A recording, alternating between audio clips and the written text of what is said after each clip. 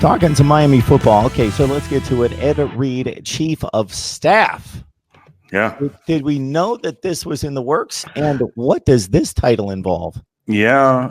There had been talk about that. I'd heard from one person that it was in the works and everything. And, we'll see exactly what happens with it. You could look at it a couple of different ways. I think that it is incontrovertible that Miami needed some assistance in the running of the program because the performance has not been to the level that we wanted.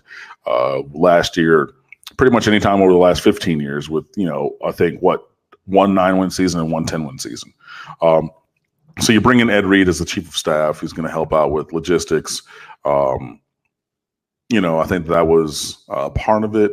Let me go back and look on stateoftheu.com, the website that I manage, and you should be reading daily.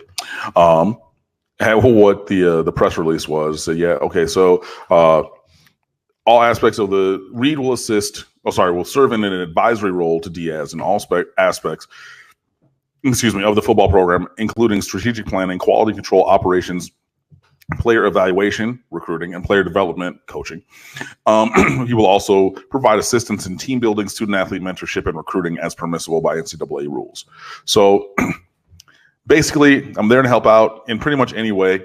You can tell from the press release that Manny Diaz is the president or the CEO, and then Ed Reed is an advisor, so a direct report position, not a supervisory position of Diaz, which was the structure that Alonzo Highsmith reportedly was looking for to be the interstitial between the athletic director and the football coach. He was like, no, if I'm going to be the general manager, the chief of staff, the football staff includes the head coach. Therefore, my position would be over the head coach. This position, as indicated by the press release, is underneath the supervision of the head coach.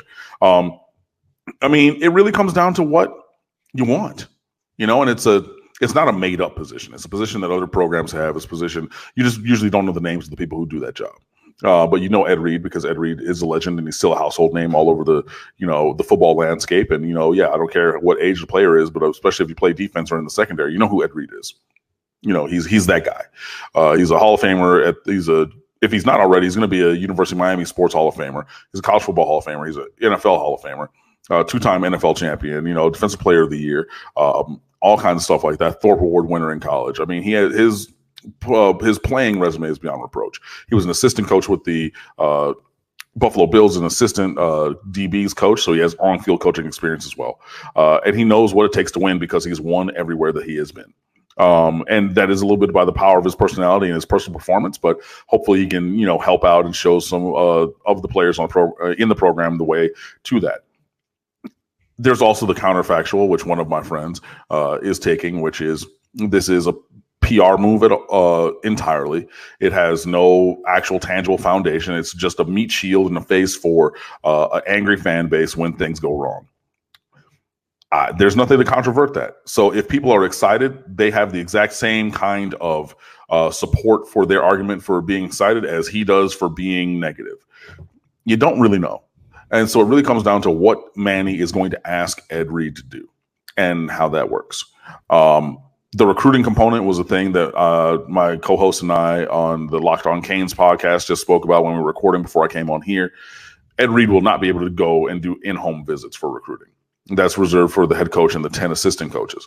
He will, however, I believe, be able to be around for on-campus recruiting events. Just like George Baez, the director of player development, he's around for all the on-campus events. He takes pictures with people. He's on the golf cart at Paradise Camp, any other visits. You can be around if it's on campus because you're on campus. Has different rules for that.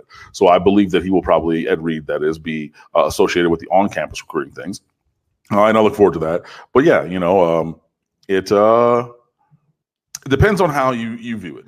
I am cautiously optimistic. Obviously, I need to see what the responsibilities are and how he does with them. If you want to be full on, the U is back and everything, orange and green, cool. If you want to be Debbie Downer and negative, cool. I get it. But yeah, I think that this move, I need to see the results before I'm really, into it. But I think that it could be a good thing. Could be, but I want to see how it actually works out. Yeah, I am certainly, when I heard that news, I'm not on the end of the spectrum that your friend's on because I just don't know. But anytime somebody of this magnitude, as you mentioned, we're talking about one of the great players in the history of the program, the history of college football, the history of the NFL. Somebody of that magnitude, maybe their sheer presence and reputation warrants the position. But I'm trying to separate, and you just distinguished for us that we can't, to this point, distinguish the ability of the man versus the sheer name and presence of the career and maybe that's enough to be worth the hire in that position. So it's a very interesting, and certainly Miami's been at the forefront of having former players be involved. They've almost set the standard for schools having that mindset that it means something to bring back the greats. I don't remember any program doing that like Miami. As soon as Miami did it, at that point when you used to see those teams, probably starting in the early 90s, where you would see the guys back from the 80s coming back, won the first championship and the first couple championships on the sideline. And now you see it all over the place with all the major programs bringing back the guys and understanding, oh, this means something to have the greats of our program back involved, and the recruits can connect with that. Yeah, man. Oh, Jesus. Sorry. It is one of those things where, there's the brotherhood of the University of Miami. Former Canes, they want you to be great. They come back and train here. Guys from all over the NFL who are from here in South Florida, which, has the highest percentage of NFL players come from South Florida than any other metro area, and specifically the Miami-Dade County area, or Miami-Dade County and then Broward County next. It means something else. They want to be here. They want the U to be great. In that reunion special that you can see on Fox Sports Digital, pretty much anywhere, their website or anything like that. Those guys were talking about that. Look, it wasn't the coaches who pushed those teams to be great. It was the team. It was those guys pushing each other to be great, working harder because they want to get on the field. Reggie Wayne talking about how he turned his ankle in a game, and the wide receivers, you tap your helmet to sub yourself out if you want at a time, said, I'm never tired. Like, they're going to have to drag me off. And because when Reggie Wayne was a senior, you had Andre Johnson behind him. And he was like, I see this dude in practice. He's bigger, faster, stronger than me. And Reggie Wayne had the career receptions record when he was here at Miami. And he's saying, this dude, if I let him on the field, I'm never coming back. So Curtis Johnson, the wide receivers coach, who's like worked in the NFL and working all over, I don't know where he is now, but he's one of the best wide receivers coaches recruiting and developing in recent memory.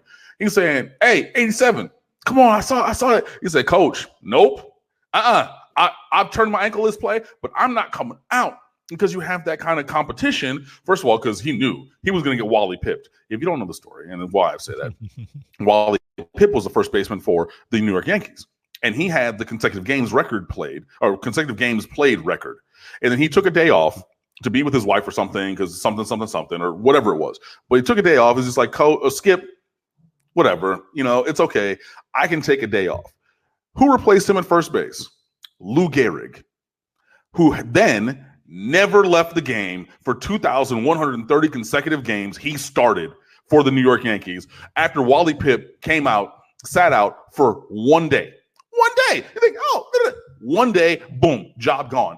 At Miami, it's one play and your job can be gone. You know what I mean? So that, first of all, is going to push everybody to be better. And these guys worked, and they all worked together. And it wasn't just because coach said so. No, we got to do this so that we're great. And hopefully, that special, and that's the thing that, they were talking about there.